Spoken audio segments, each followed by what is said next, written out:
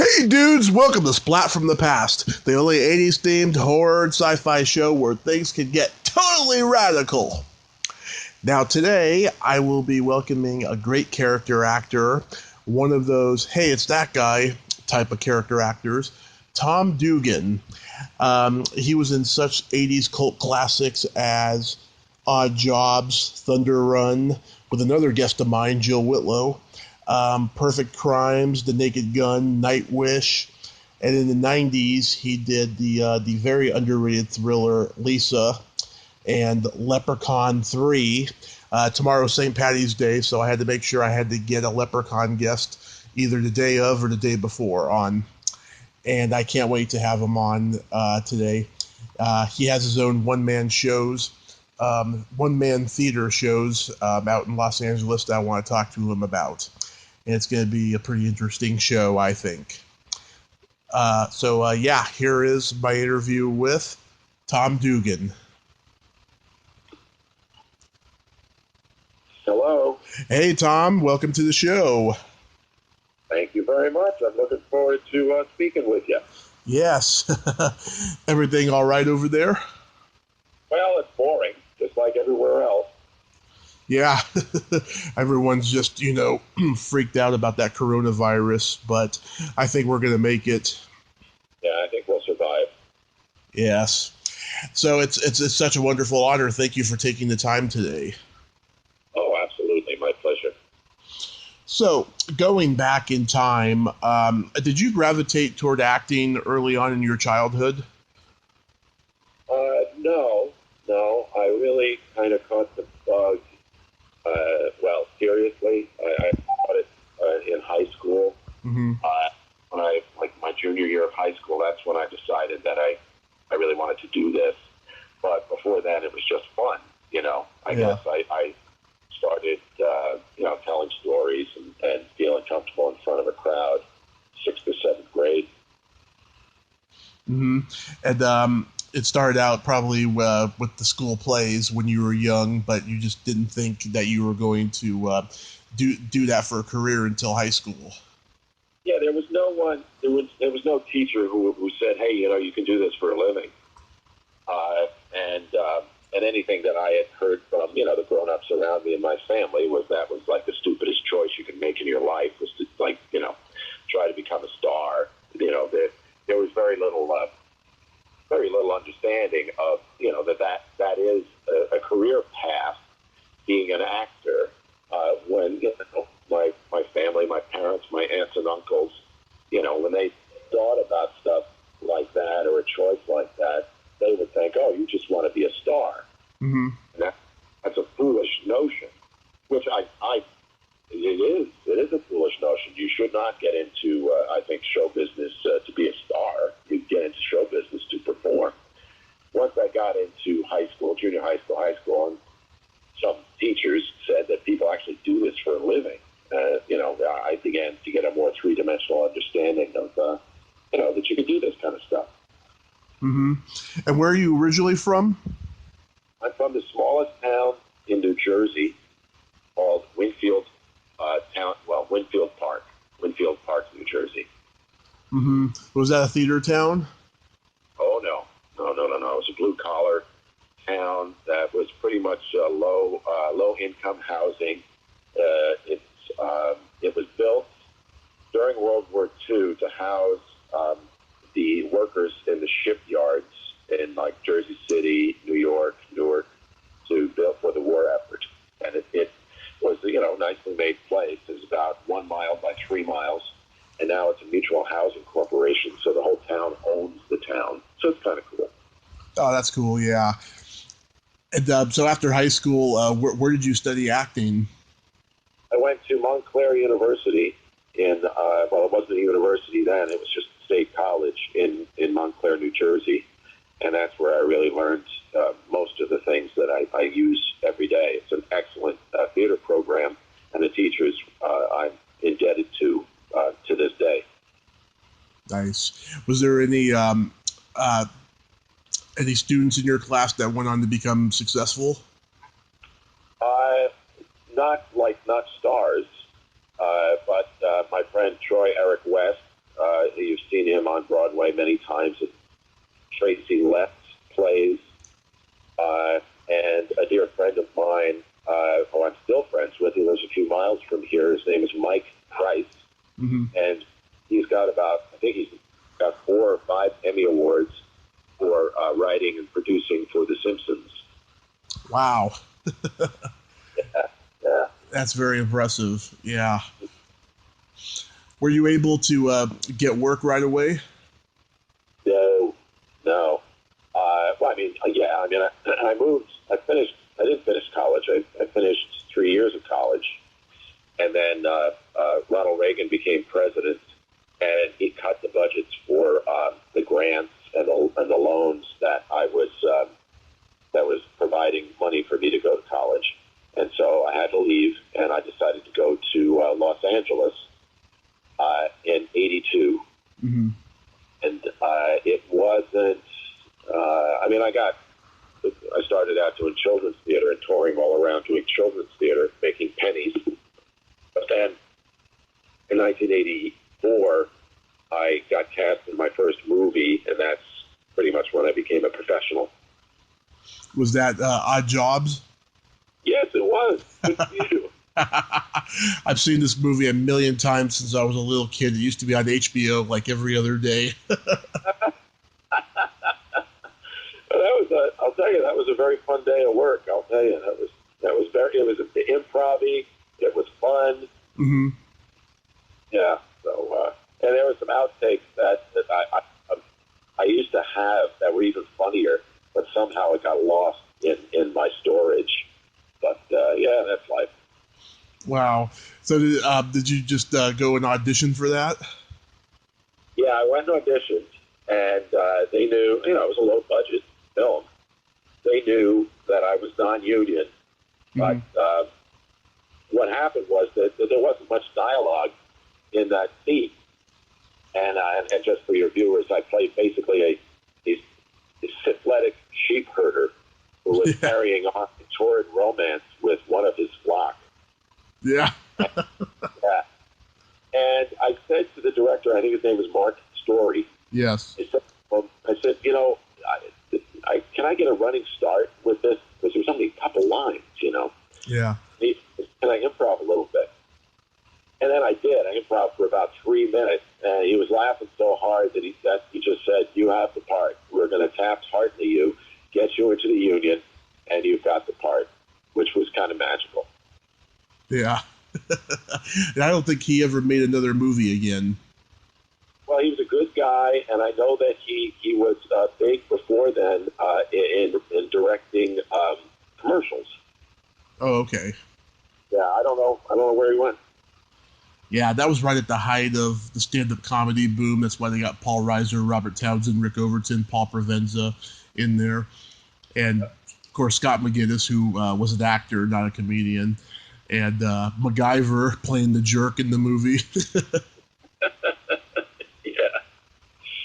Yeah. It was pretty fun. I used to hang out at the Improv, and I remember what was his name? The black comedian, Robert Townsend. Robert Townsend. Yeah, he pushed through the crowd and he grabbed me because I was a nobody. Nobody knew me, Mm-hmm. And he said, "I just saw the full cut of Odd Jobs. I hadn't even seen it." And he said, "You are so freaking funny. I just wanted to tell you." And what a compliment! What a compliment! Yeah. Oh, that's really cool. I like that. That's cool. Then you did another underrated classic, Thunder Run. Yes, I did. Yeah, and that was a thrill because it was a bigger budget movie, still not a big budget movie, and it was an action film. And the hook for the whole film was that they had a stunt in it where an 18-wheel truck jumped over a moving train. Mm-hmm. Wow. Well, okay, that's kind of cool, but to build an entire movie around it, I thought that was kind of funny. But Forrest Tucker was the star. Right. I remember him from F Troop. Yeah. That was great. And an actor named John Ireland, who was a pretty big movie star back in the 40s and the 50s. And I didn't get to meet either one of those guys until after the film was done. But it was great. They flew us out to the deserts, and we got to do all kinds of, wild driving and, almost like stunt work, really. Mm-hmm. Did you get to know Jill Whitlow? Is that the blonde? She's the dark-haired girl. Oh, I remember her, but no, I don't. And just hanging out on the set. Well, did she go off and do stuff? Oh, yeah. She did Night of the Creeps, and she was in Porky's and Weird Science and stuff like that. Oh, okay. All right, cool. She's been on the podcast twice. She's a sweetheart of a lady. Oh, terrific. Yeah, she's up in Florida now. And then you did another underrated. The key word for this episode is underrated, because you've been in so many underrated movies. Yeah, that's a nice way of saying crappy. The underrated horror classic Perfect Victims. Right. That was my one starring role. It was the first movie that Haim Saban, produced. Of course, he went on to produce the Power Rangers and become one of the richest men in show business, mm-hmm. and one of the large. I think he is the largest donor to the Democratic Party in the United States. He's Israeli. Yeah. So he's an interesting guy, and with Deborah Shelton, and her was the star, and I was the bad guy chasing her around. Originally, they thought it was going to be a topical movie. AIDS was just becoming a thing at that time, mm-hmm. and in the original cut, I was this crazy rapist who was going around, raping women. That mm-hmm. was my type when I was in my 20s. I played the rapist. Yeah. So proud. Anyway, but the thing was that, in the script, the original script, the character had AIDS. And so he was, even more diabolical. But it was decided that was such an abhorrent plot line, and it would stoke the hysteria that had been gathering around the AIDS epidemic, much like we're having, today, although AIDS was a heck of a lot more deadly. So they cut that part of the script out. So I don't think anyone's ever seen the references to AIDS in that movie. Mm-hmm. I kind of see it in retrospect. It was a life-changing part of our history, and it was something that people had to talk about, in movies in one way or another.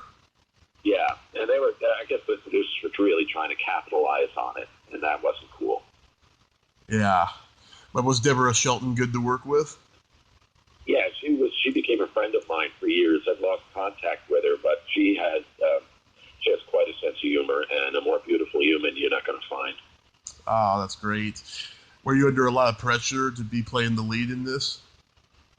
Well, it was a new experience. I was up for the challenge, and like when you play these bad guys, oftentimes really what you're it's more stunts.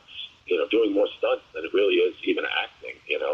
I remember one scene where I had to chase Nicolette Sheridan out of this mansion down a hill and tackle her. Mm-hmm. Now, I didn't learn how to do that in acting class, so it was something, and I had to do it, and I tackled her. Neither one of us got hurt or anything, but what a hoot. And it was fun. It really was. And I can't believe Robert V. Barron wrote it. Why? What else did he write? Well, because he's an actor. He played Abraham Lincoln a lot, especially in Bill and Ted's Excellent Adventure. Oh, I was in that too. Yeah, you played a Neanderthal. Do you have any good stories about that? Yeah, it was my friend Kevin Yeager. Yeah. Did the makeup, and he went on to do the makeup for Chucky, or he created Chucky and what was it, Nightmare on Elm Street, and a lot of stuff. But he was a friend, and so he asked me to just do a test, because he was basically auditioning to get that job as the special effects makeup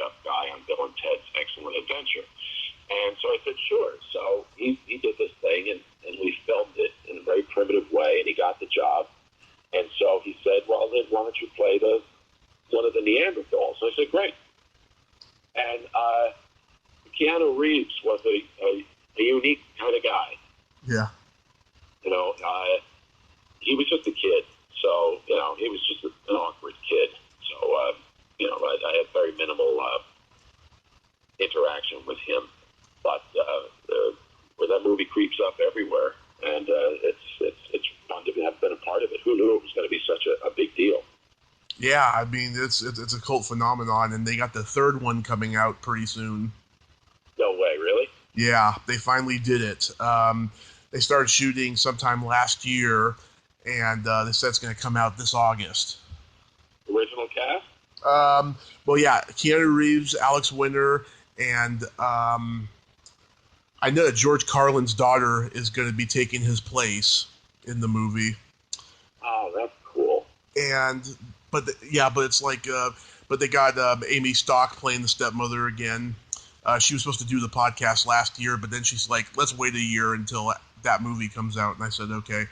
And so those ones are all going to be in it. And there was a girl from was it the Bangles, who played Joan of Arc? No, that was Jane Wiedlin from the Go-Go's. So cool.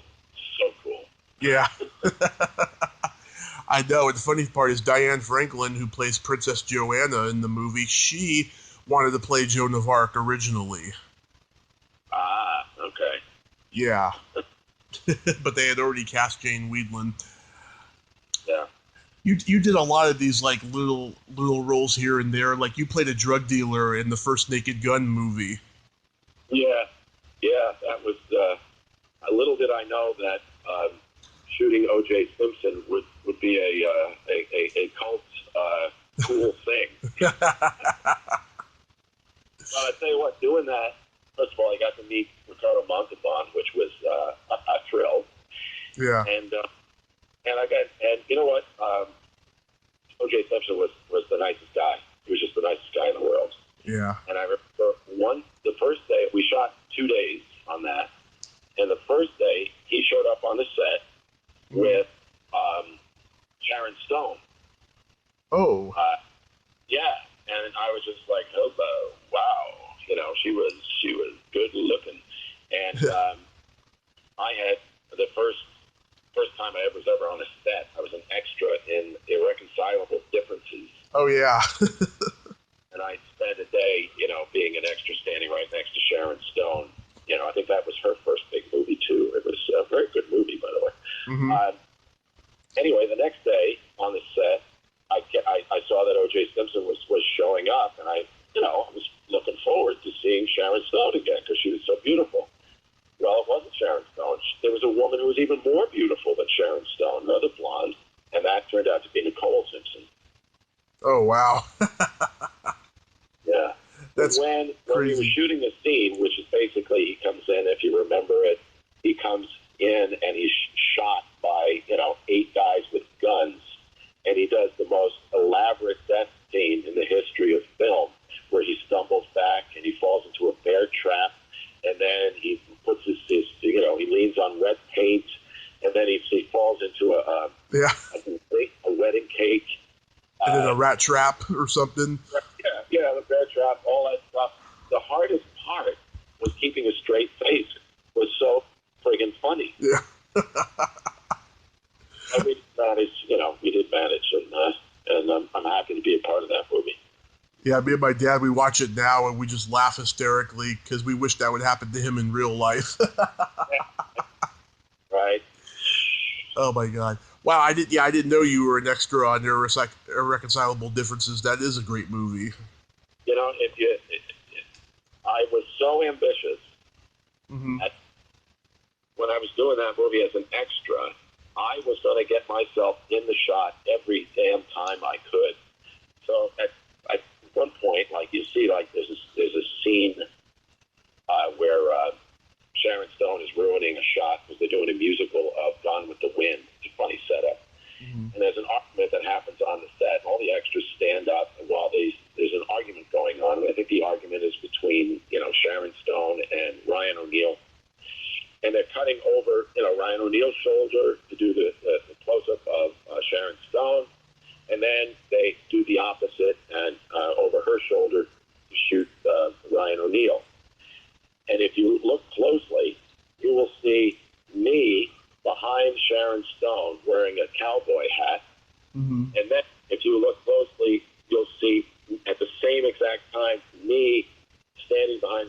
O'Neill without the hat and wearing sunglasses.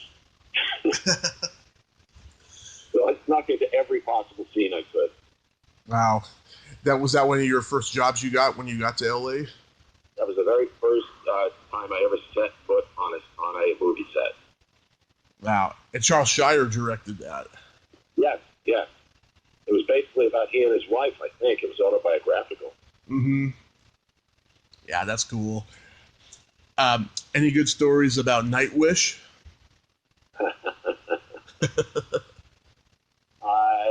That was the weirdest movie. I still don't know what the plot was. Yeah. They let me make up my own dialogue to a large extent and create the character. And then we had a kind of a conflict where, they wanted me to be disgusting and I wanted to be cute disgusting. And I won. And I got to be this cute, odd guy. But there was I had an opportunity. I was auditioning for a lot of horror films then. Mm-hmm. I had auditioned for and really wanted to be in, what's the one? Night of the Demons I had auditioned for. Yeah, that Kathy was in. That's right. You know Kathy? I know Kathy Bodewell, yep. Is that how we got connected? Well, I was on your page, and I saw that Kathy was one of the persons who liked it, and I was like, oh, I'll bring up Kathy, because he probably knows her. Yeah. Well, we just had coffee with her the other day. She's one of my favorite people in the world. Mine too. But, she scored with that one. I mean, the Death Wish, or whatever that whatever my movie was. Nightwish. Yeah, Nightwish. But her movie, I mean, it's a cult classic, and she's like this, scream queen at these conventions. So I'm very jealous. Mm-hmm.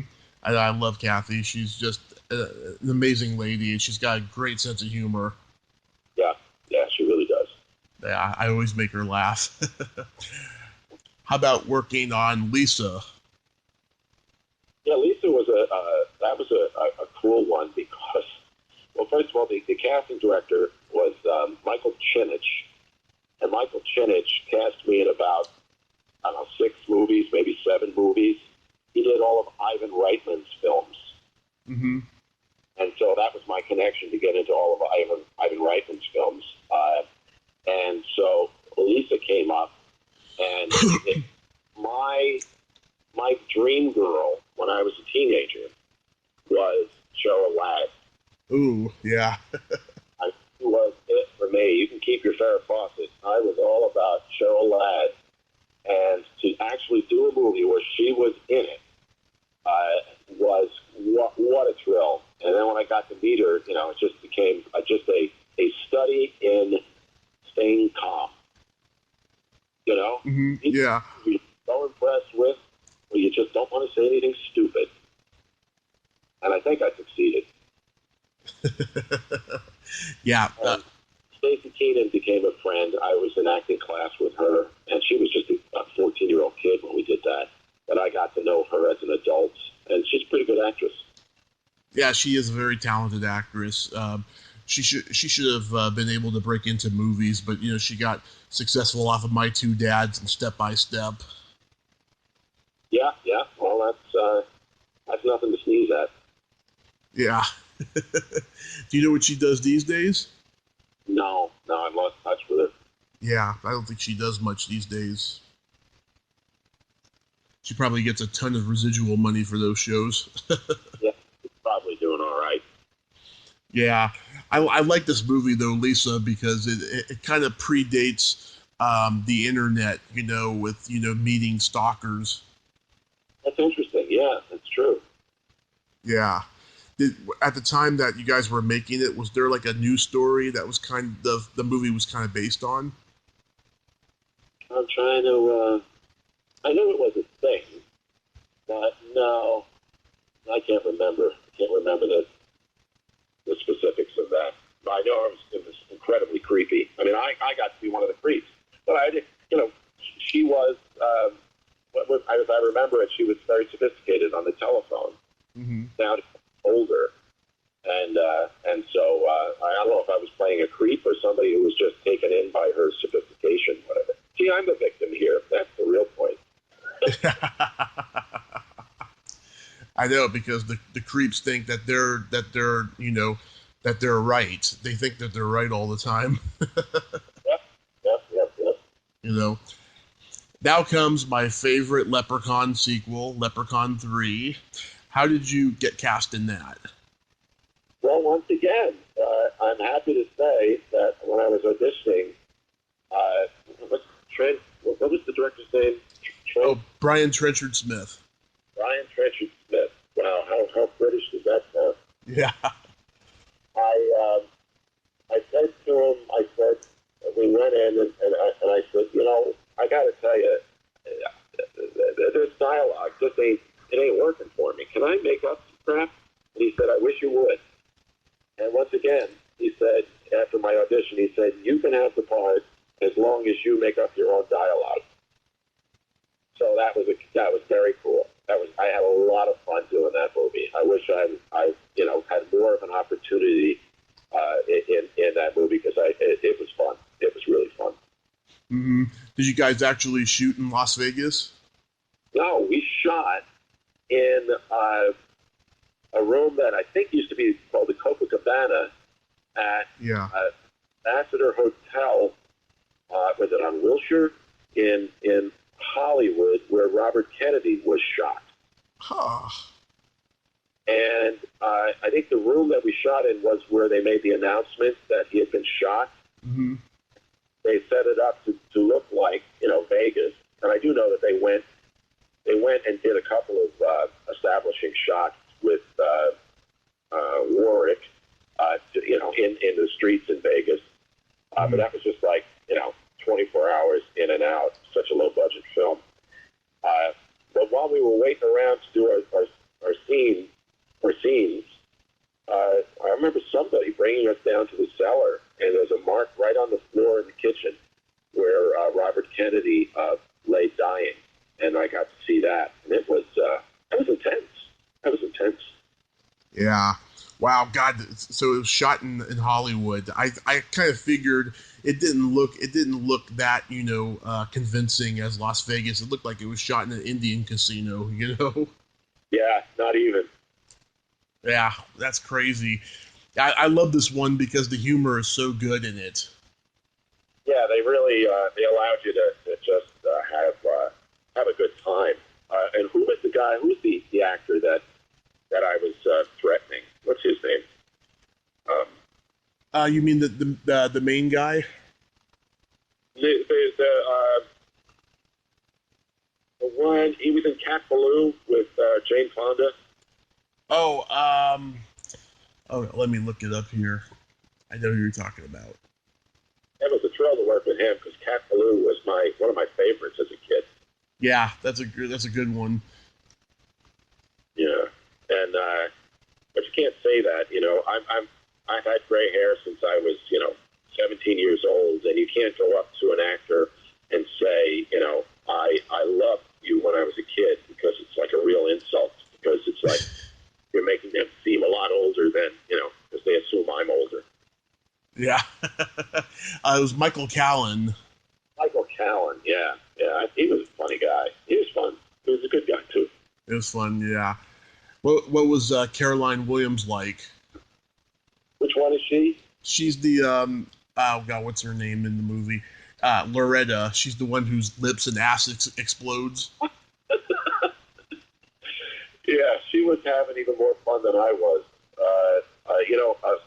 A couple of years ago, I was invited. They had a St. Patrick's Day, as a matter of fact. They had a marathon of Leprechaun movies at the Silent Movie Theater. That's what it's called here in Hollywood. They do more than just silent movies. Anyway, I was asked to come as a special guest star, to talk about it, and the director was there, and a lot of the cast was there, and she was extremely nice. She was extremely nice, and thrilled, and anyway, there's a bar in the back of that theater, and after they showed the film, I couldn't buy a drink. Everyone was just buying me scotch after scotch. It was very, very good night. I've had a couple bad experiences meeting her. She's one of those people who's nice to the fans at the signing table, but not very nice away from the table, unfortunately. Oh, I'm so sorry to hear it. Yeah. Bummer. Yeah, but oh well. The main guy in the movie, though, he became a casting director. Oh, yeah? Yeah. What did he cast? Did he cast anything that I would know? He casted a lot of DreamWorks movies back in like the early 2000s. Wow. Yeah, John Gattens. Yeah. Oh, okay. All right. Well, he seemed like a level-headed kid. Mm-hmm.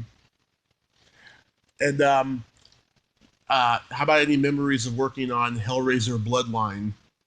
Now, that's once again Kevin Yeager was actually the director of that movie, and they sadly took it away from him, and it's one of the 13 Alan Smithy movies in the history of Hollywood.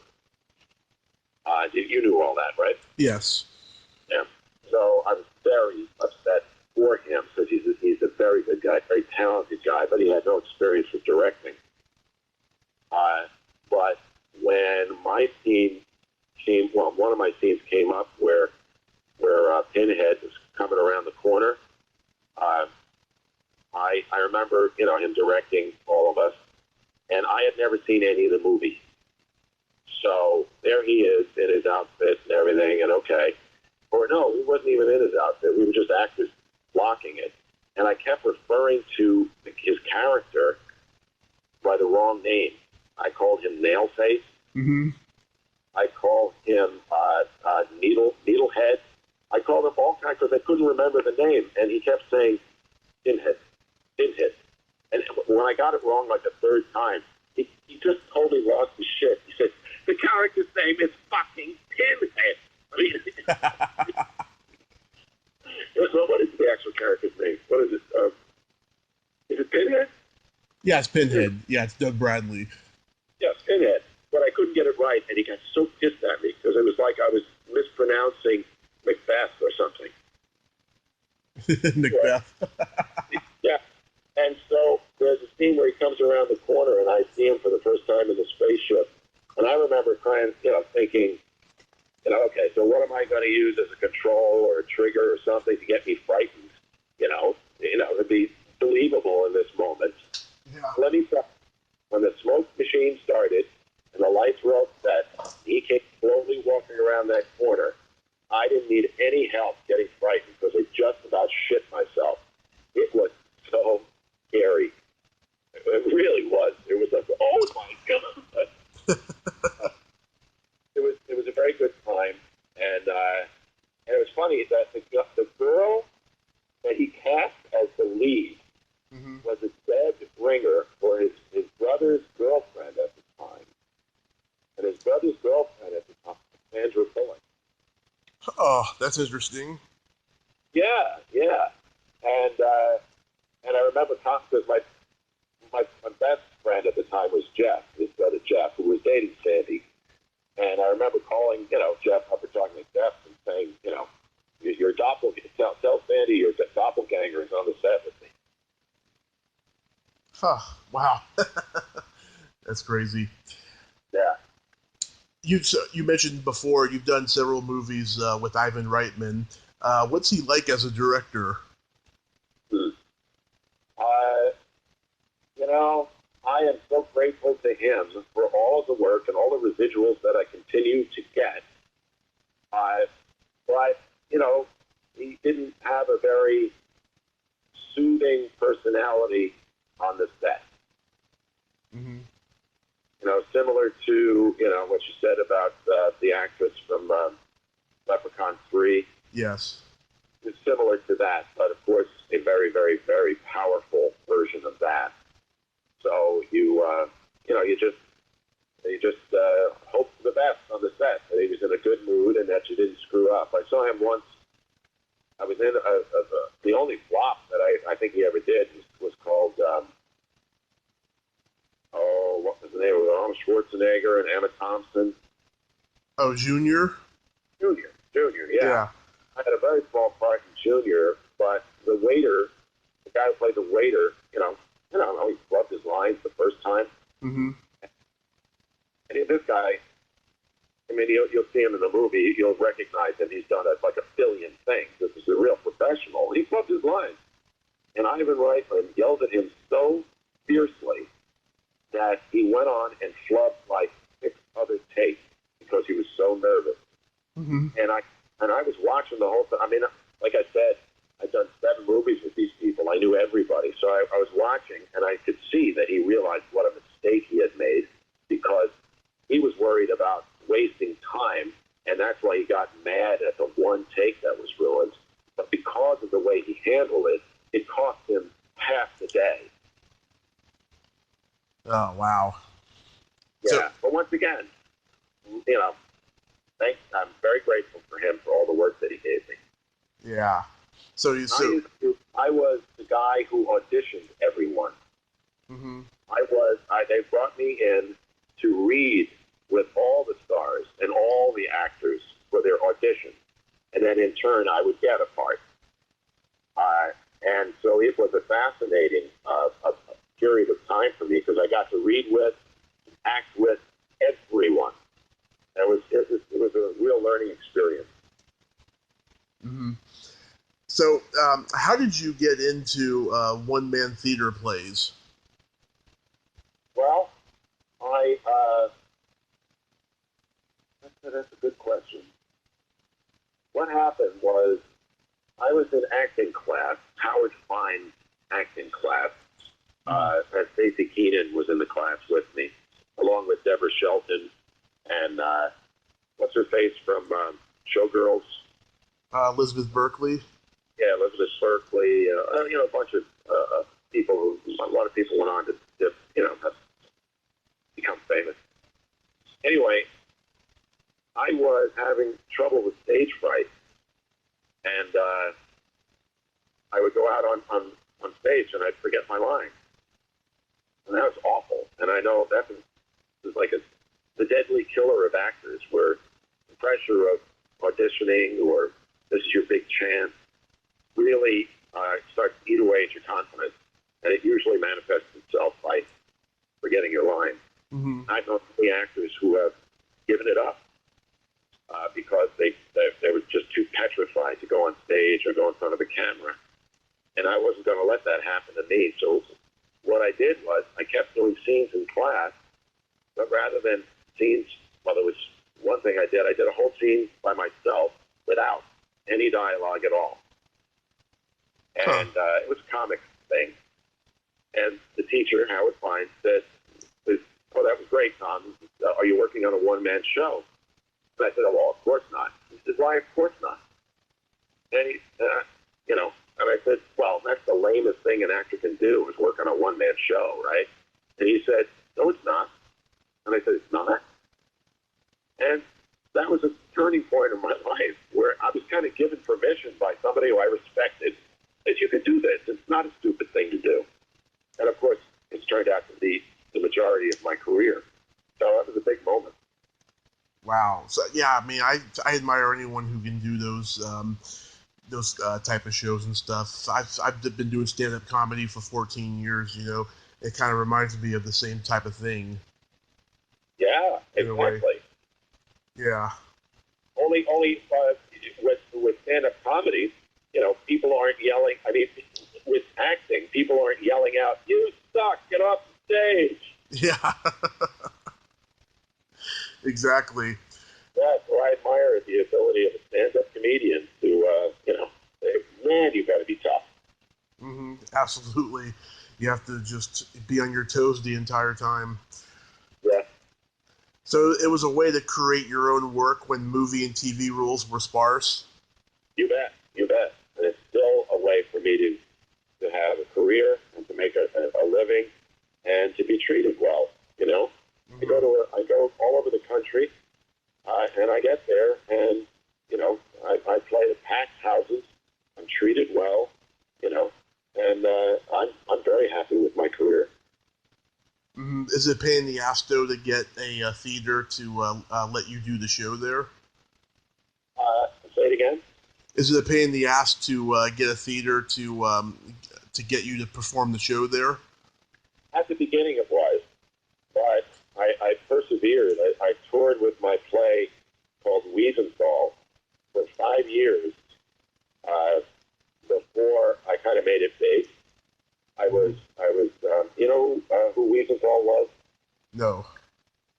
Simon Wiesenthal was a Holocaust survivor who spent the rest of his life hunting down through the legal process war criminals, Nazi war criminals, who lived in South America, Central America, even the United States.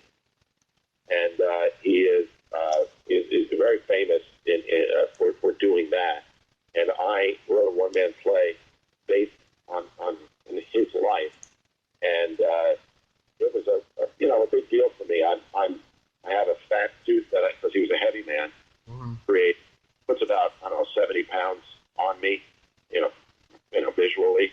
And then I'm not bald, but I shaved the top of my head. And then I did about an hour's worth of old age makeup. I worked with a dialect coach to get his Austro-Hungarian dialect, and I started touring with this. And it was, like you said, a pain in the ass. But then I was doing the show in Los Angeles in a teeny theater, and the Los Angeles Times came out of nowhere. It was hard to get them to go anywhere. Well, they gave me such a rave review that it changed everything. One thing led to another, and then I wound up doing the show on 42nd Street, produced by the biggest producer in New York, Darryl Roth. Mm-hmm. And I was nominated for the Outer Critics Circle Award and the Drama Desk Award. And PBS did a special on the play, and they broadcast it. And since then, in those circles, I've become a very popular guy. And when I write a new show, I usually have a list of theaters who are eager to produce the premiere of it. Wow. And you also played Robert E. Lee. Yes, that was the first one that I really, really toured with, giving the story of the Civil War a three-dimensional kind of look. And the whole point of it was that Robert E. Lee was not a devil, and Abraham Lincoln was no saint. Mm-hmm. The original title of it was Robert E. Lee Shades of Gray, meaning, let's look at this in a three-dimensional way. And it was extremely popular for 10 years throughout the country, not just in the South. And then that movie came out, Shades of Gray, and people started calling the theater and saying, why are you bringing dirty plays into our city? And so I had to change the title. And then, of course, the whole thing with tearing down the monuments and all that came into vogue. And so I don't know that Robert E. Lee is going to see the light of day again. Yeah, probably not a good time right now. No. Is it difficult though to get people to see these shows in LA because LA isn't really like a theater going town? It's funny. There are more theaters in Los Angeles than there are in New York. Right. But getting an audience is very difficult. And what I do is I try to pick subjects to write about that already have a built-in audience. I have learned over my time in the theater that somewhere between 40 and 50% of any audience in the United States, mm-hmm. A theater audience, are Jewish. Yeah. And so by writing Wiesenthal, which is a story about one of the most heroic Jewish men in the 20th century, I had a built-in audience. My next play, which is going to premiere in Los Angeles at the beginning of next year, is a sequel to the Shalom Aleichem stories of Tevye the Dairyman. Of course, Tevye the Dairyman is the lead character in the musical Fiddler on the Roof. Right. So that has already gotten an awful lot of attention from the theater-going public in Los Angeles. Once again, the Jewish ticket-buying public. And so that's how I combat the great difficulty of getting anyone into a theater in Los Angeles or anywhere else. Oh, that's great that you do that, at least. So, is that play the only upcoming project you have? No, I got a lot. There's a thing called the Hollywood Fringe Festival in June here in Hollywood, and they have them all over the world. The most famous one is in Edinburgh, Scotland, but they have them everywhere. And what this is just a period of like 3 weeks in June where there are pop-up theater productions throughout the city, and some in some very odd locations, storefronts, sidewalks, proper theaters, everywhere. It's a very exciting festival, and I'm producing my play called The Ghost of Mary Lincoln, and we're just in rehearsal now, and it stars an actress named Rebecca Klingler. Mm-hmm. She is a fantastic actress who's playing, the former First Lady, and she was in many things, including the Titanic. Yeah.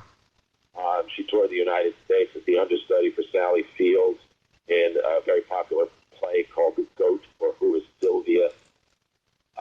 I don't know the rest of her bio, but that's what's coming up in the very near future. I have another play that I'm hoping to produce in the fall. That it would be a new production about the former First Lady Jackie Kennedy, called Jackie Unveiled. It originally was presented at the Wallace Annenberg Theater in Beverly Hills, starring Saffron Burrows, who's kind of a wonderful person. She's kind of great. You know who Saffron Burrows is? I've heard the name. She starred in the television show Mozart in the Jungle. Oh, okay. Yeah, she's done about, I don't know, a couple of dozen movies. One movie that I thought was fantastic, I think it's called Deep Blue, with Samuel L. Jackson. It's a shark movie. Mm-hmm. If you ever get a chance, it's one of the most entertaining movies I've seen in a long time. And it's a riot.